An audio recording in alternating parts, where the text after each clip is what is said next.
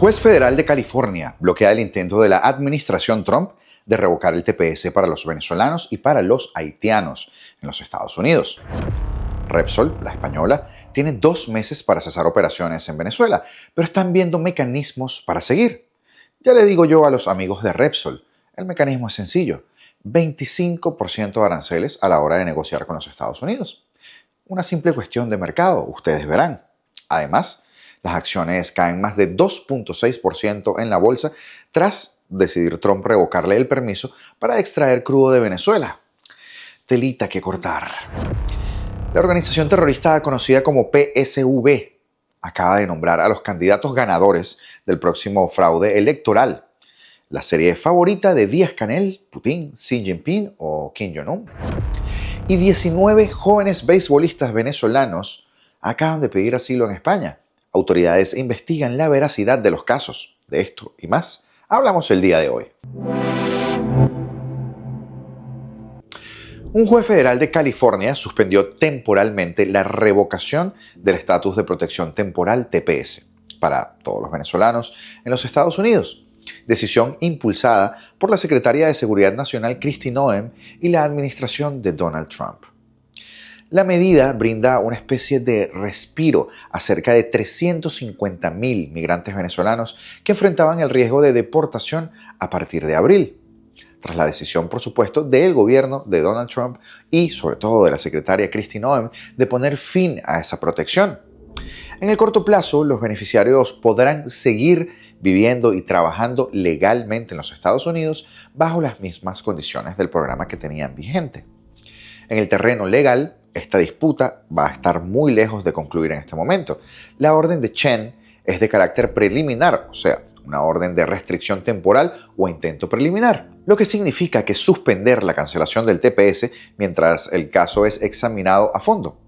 El gobierno de Trump, por supuesto, podría apelar a esta decisión ante la Corte de Apelaciones del Noveno Circuito, buscando de esta manera revertir el bloqueo. De hecho, en otros litigios anteriores y similares a este, como el caso de Ramos Nielsen, que en 2018 frenó la terminación del TPS de El Salvador, Haití, Nicaragua y Sudán, el gobierno federal apeló y prolongó la batalla en cortes superiores. Si la administración de Trump apela el fallo de Chen, el Noveno Circuito podría decidir en las próximas semanas si mantiene o levanta la suspensión mientras continúa el litigio. También es posible que el gobierno solicite que el caso se acelere dada a la importancia política del tema, sobre todo en la agenda del presidente Trump. Por otro lado, si el caso progresa sin acuerdo, podría eventualmente llegar a un juicio completo o a unas nuevas audiencias donde el juez evalúe la evidencia sobre las verdaderas motivaciones y el cumplimiento de la ley por parte del DHS. Chen ya ha insinuado, no yo, que ve indicios sólidos de discriminación y de violación al Acto de Procedimiento Administrativo, APA, en la forma en que Noem revirtió el TPS. Los demandantes tendrían que probar estos argumentos en el fondo del caso y, de prevalecer su posición, la anulación del TPS podría quedar permanentemente bloqueada y obligar al gobierno a restablecer plenamente las protecciones otorgadas durante la administración de Biden. Por el contrario, si el gobierno ganara eventualmente, podría entonces proceder con la cancelación, aunque probablemente con un nuevo cronograma y tras cumplir los requisitos legales que el juez estime necesarios. Mientras tanto, la incertidumbre persiste para muchísimos venezolanos amparados. El TPS que poseen sigue siendo, obviamente, temporal por definición, ya que muchos de ellos llevan años en Estados Unidos y han expresado que necesitan una solución migratoria permanente. Activistas y beneficiarios señalan que esa victoria judicial es solo un paso. Saben que es temporal, por lo que continúan organizándose y presionando por reformas legislativas que le otorguen una residencia permanente. Esta es una nota que me alegra mucho. Me alegra mucho dárselas por todas esas personas de bien que hacen las cosas como se deben hacer y que son parte de la masa laboral, que paga impuestos y que hacen mover a un país, que mueve la economía. Claro, no faltará quien venga en los comentarios con la cantaleta de la T de temporal, haciendo alarde de su falta de empatía profundamente y de su inteligencia en el contexto. Pero bueno, ya estamos curados. Y es que esos haters que por lo general escriben este tipo de cosas nunca tienen casualmente el nombre ni de John Smith, ni de Jack Johnson o de Mike Roberts. ¿Saben qué son? Latinos tirándole a latinos. ¡Qué vergüenza! Las elecciones para que Maduro designe a los gobernadores, diputados, a la Asamblea Nacional y representantes de los consejos legislativos avanzan de la manera en que solo el PSUV podría hacerlo, sin información clara a los ciudadanos o a los propios partidos políticos postulantes. Hacen el paripé, pero no lo hacen bien.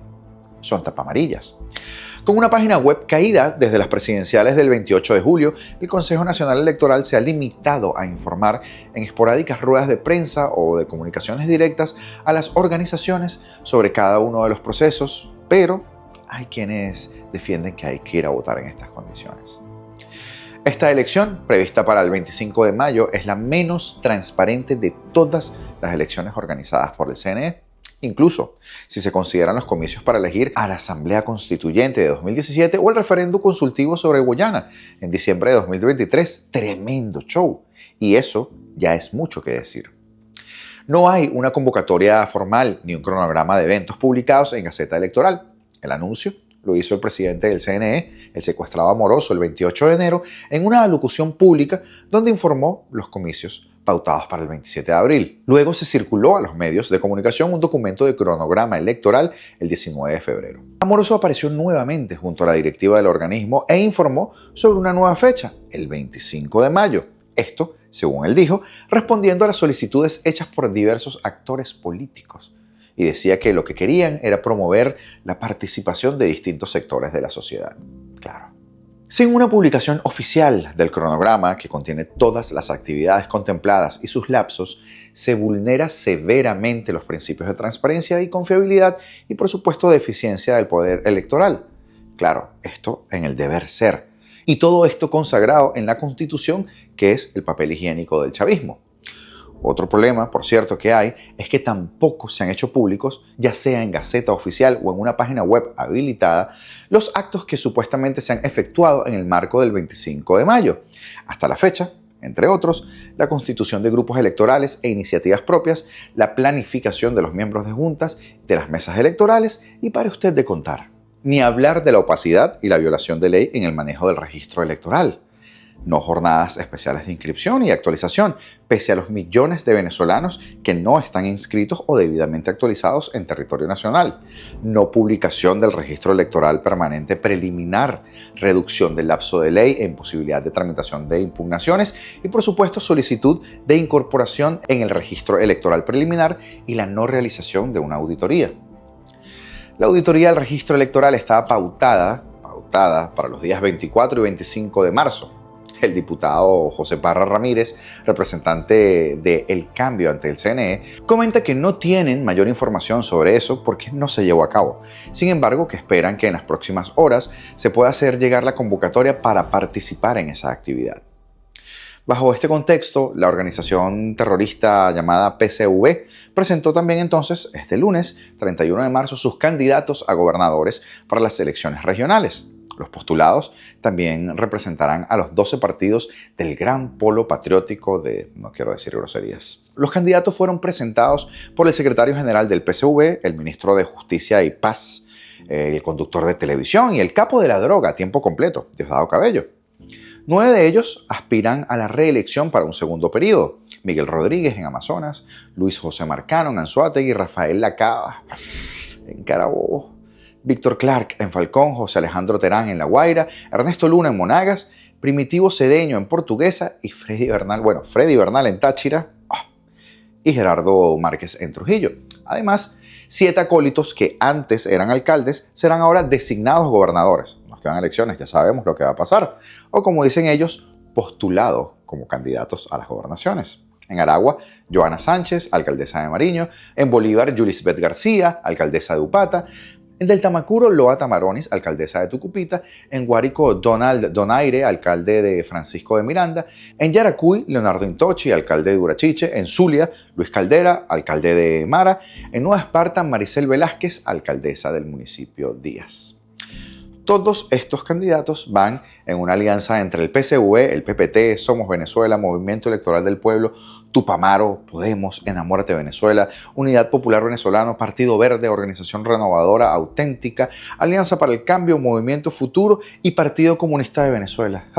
Tan sencillo que era decir, todos son el eje del mal, porque intentan tener distintos partidos si hay un pensamiento único en ese rebaño. José Manuel Álvarez, ministro de Asuntos Exteriores de la Unión Europea y Cooperación del Gobierno de España, dijo en conferencia de prensa que su país evalúa con exactitud el alcance del arancel impuesto por los Estados Unidos a las compras o a las empresas que compren gas o petróleo a Venezuela. España tiene una pequeña dosis de su propia medicina. Sus declaraciones se produjeron en Madrid antes de la cumbre extraordinaria de ministros de Exteriores del G5+. Las principales potencias europeas para avanzar en un plan de seguridad para el continente europeo y para Ucrania. En ese encuentro participaban altos representantes de la Unión Europea, por ejemplo, los ministros de Exteriores de Polonia, Reino Unido, Italia, Francia, Alemania, Ucrania y España. Se trata además de la primera reacción de España desde que se impuso la medida contra Maduro oficialmente y que afecta a todos los socios de PDVSA que exploten y compren petróleo y, en el caso especial de España, el gas. Álvarez dijo que están evaluando exactamente de qué se trata. Está muy claro, ¿no, Álvarez? Y que no es solo para Repsol, que hay incluso empresas estadounidenses. Ha dicho también que van a analizar el impacto que tiene y que van a usar todo el espacio de diálogo encarando todo tipo de diferencias que pueda haber o dudas y que el gobierno de España está del lado de Repsol. Bastante obvio. Y es que este lunes la vicepresidenta del régimen, Delcy Rodríguez, la pirata del Caribe, pidió a las naciones petroleras transnacionales seguir confiando en el país, un país muy confiable, por supuesto, y que ya estaba preparada además para esta medida. Ellos siempre van un paso adelante, en una declaración profundamente ignorante y desconociendo abiertamente a sobre qué va la decisión de los Estados Unidos, o estaría sencillamente mintiendo a la cara. Algo que, por supuesto, para los esbirros del chavismo es muy fácil porque tienen una maestría. Quiero informar que hemos mantenido comunicación fluida con las empresas transnacionales de petróleo y gas que operan en el país y que han sido notificadas en las últimas horas por el gobierno de los Estados Unidos sobre la revocatoria de sus licencias, aseguró la contrabandista de oro, Delcy Rodríguez. Y ahora cruzamos a otra noticia bastante extraña y que tiene que ver con España, ya que un total de 19 jóvenes que aseguraron ser jugadores de béisbol venezolanos pidieron este lunes asilo en España, ante lo que la policía española les dio cita urgente para el próximo jueves para estudiar su caso y tramitar la petición.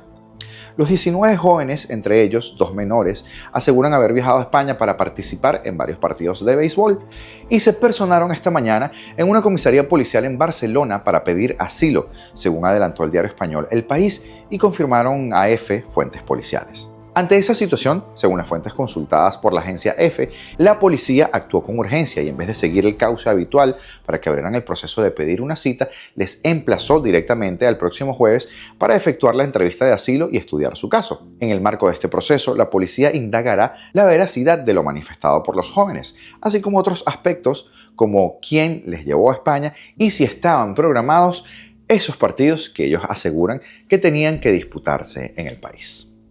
Señores, Trump se tropa con un juez que frena su plan anti-TPS, dando oxígeno a 350.000 venezolanos, mientras que Repsol tiembla con aranceles del 25% y una caída en la bolsa que huele a despedida de Venezuela. El PSV monta su circo electoral, designando ganadores ya prácticamente en una farsa que hasta Díaz-Canel podría aplaudir. Y estos 19 jóvenes beisbolistas que huyen a España buscando asilo. Esto es el chavismo en su salsa. Elecciones opacas, socios petroleros en jaque y una diáspora que no para. Maduro juega a ser intocable, pero el reloj no miente. Cada sanción aprieta más en el cuello. Millones de gracias a todos los que amable y educadamente y cariñosamente dejaron sus mensajes el día de ayer.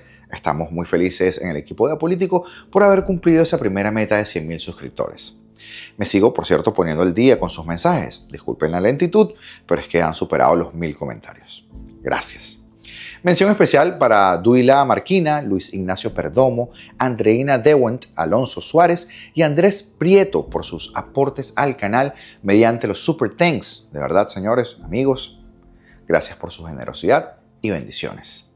Si tú ves este canal por primera vez o lo ves frecuentemente y no te has suscrito, este es el momento para hacerlo. Ayúdanos a seguir creciendo y a que día a día podamos llevarte pequeños análisis e información a tu televisor, móvil, pantalla o tableta. Además, like, comentario y compartir, porque juntos en esta comunidad seremos más fuertes y mientras más seamos, más fácil será que nos escuchen.